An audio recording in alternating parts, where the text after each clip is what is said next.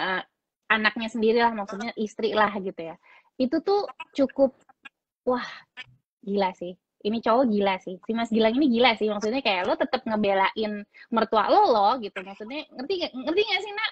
Kayak Ya. ya kan. Maksudnya perannya tuh kayak wah gila. Aku pikir tuh konflik apa yang segede itu sampai sebulan tuh Ya. nggak selesai gitu. Jadi kayak wah gila sih dalam dalam banget gitu.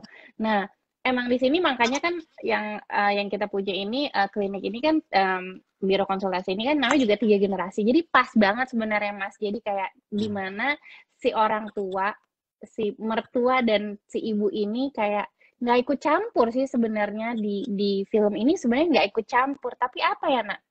Hmm, Ya, kayak karena memang hidup bersama ya Mbak, jadi hmm, nggak mungkin juga untuk mengkotak-kotakan atau menghalau salah satu generasi atau salah satu pihak tuh untuk tidak berinteraksi, karena kalau ada interaksi pasti akan ada potensi konflik toh.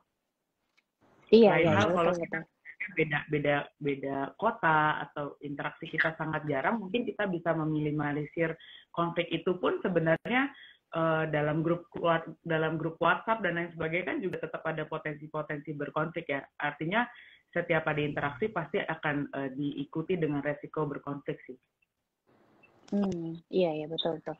Nah, nah aku pengen nanya dong, kalau misalnya aku lihat-lihat ya, aku sempet browsing itu yang namanya silent treatment itu sebenarnya juga macam-macam ya. Kayak Ya. ada variety, quite variety. Nah, aku juga nggak tahu nih Mas Gilang nih termasuk silent treatment yang mana. Sebenarnya silent treatment itu ada apa aja nggak? Nah, itu apa ya? eh, aku sih nggak terlalu baca tentang teori dan bentuk-bentuknya, tapi aku biasanya membedakan silent treatment itu based on tadi motivasi. Ini sebenarnya orang ini apa sih tujuannya untuk ngediemin tadi? Apakah dia punya kemampuan resolusi konflik yang kurang baik sehingga dia selalu Hmm, menghindari hmm, masalah? Apakah hmm, dia eh, merasa dengan dia diem itu dia tahu pasangannya akan terluka sehingga dia melakukan itu. Nah, itu yang tadi tuh pertanyaan tadi, apakah silent treatment itu abusive atau enggak? Ya, kalau intensinya adalah untuk melukai pasangan kita psychologically, oke.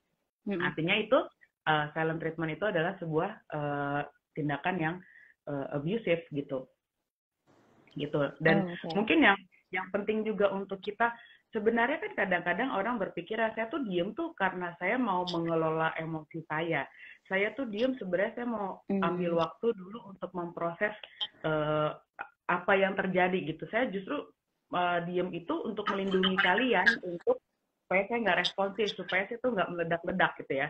Nah, tapi bedanya dengan silent treatment, dia tidak mengkomunikasikan itu. Kalau ketika kita mau setting boundaries, dia pasti akan komunikasikan.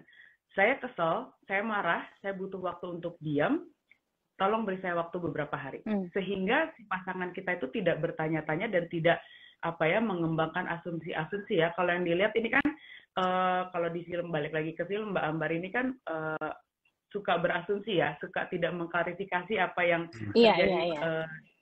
dengan yang dia hadapin gitu. Jadi pas banget seseorang yang resolusi konfliknya nggak baik, membuat dia sering memunculkan perilaku silent treatment, ketemu sama Hmm, pasangan yang tidak tidak mau mengkonfirmasi dan berasumsi. Jadi ketika dia di silent treatmentin,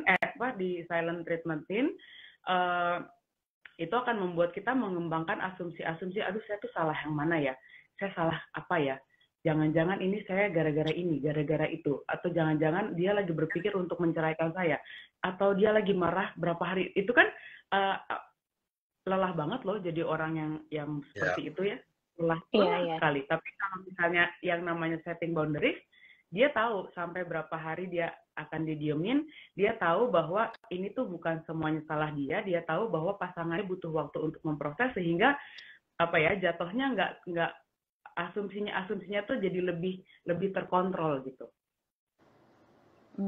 Tapi Hmm. aku ngelihat di sini Mas Gilang ini dia tidak bukan karena diem untuk berpikir strategi untuk dia menyelesaikan, cuma ini dia kayak ya udah escape aja ya nggak, Mas Oka? Hmm. Ya, Gilang itu dia tidak memiliki niat untuk memberikan silent treatment.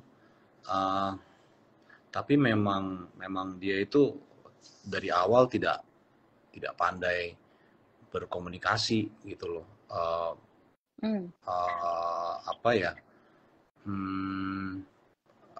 Bahkan ketika pas lagi ketemu sama Yuli pun itu banyak sekali percakapan dimulai itu dari pihak Yuli sebenarnya. Jadi bagaimana Gilang merespon itu semua itu kayak organik aja gitu loh. Jadi kalau Ambarnya nggak memiliki keinginan duluan untuk memulai, ya dia sebetulnya nggak akan mulai. Tapi ketika pas Ambarnya memulai pun, dia kayak banyak sekali yang dia nggak paham gitu loh. Dia nggak paham. Dia orangnya kalau sekilas kayaknya dia sangat respectful gitu ya ke perempuan, tapi respectful itu apa sih gitu.